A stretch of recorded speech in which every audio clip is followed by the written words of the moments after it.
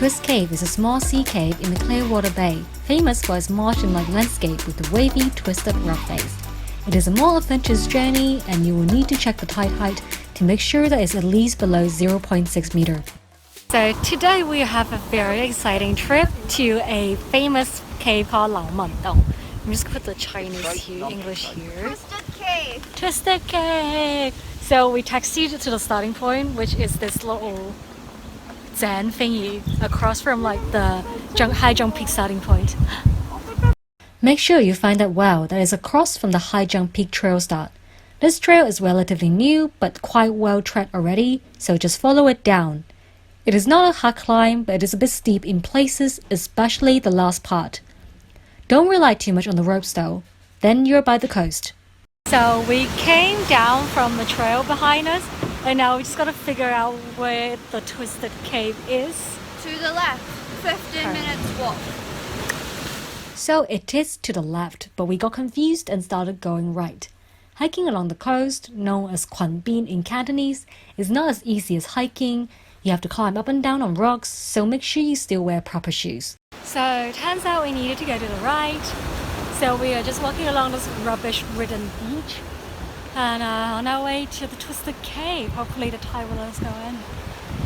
Even though we went the wrong way, it was good exercise, even if we did waste like 40 minutes doing that. So we are still hiking along the beach, but we took a little bit of a turn. But you can see High Jump Peak. How cute is that? So we haven't made it to the cave yet, but I don't think it's been 15 minutes. We will see. Like I said, you need to wear proper shoes because it's really quite difficult. So turns out where we were at is probably the cave, so now we just walk a lot.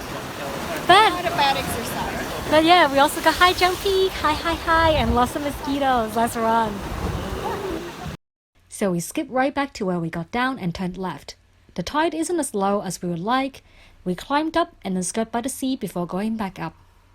So we have made it. I'm sorry if I'm speaking louder, but it's very windy. So we're gearing up. So there's a flag here, just so you know. You actually have to drop down from the cliff, and you can see why we have to visit during low tide, because otherwise the cave would be flooded. And it's a pretty cool little place.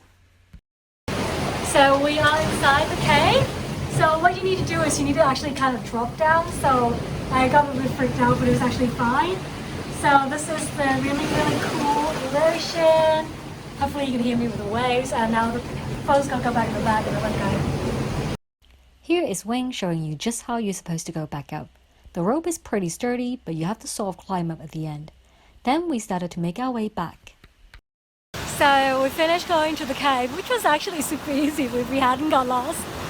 Yeah, if we didn't take that, I think it's not even an exercise. It's not a hike, you just come down and do it. So she's a bit disgruntled about that. I don't mind, but my shoes are wet, so let's go home.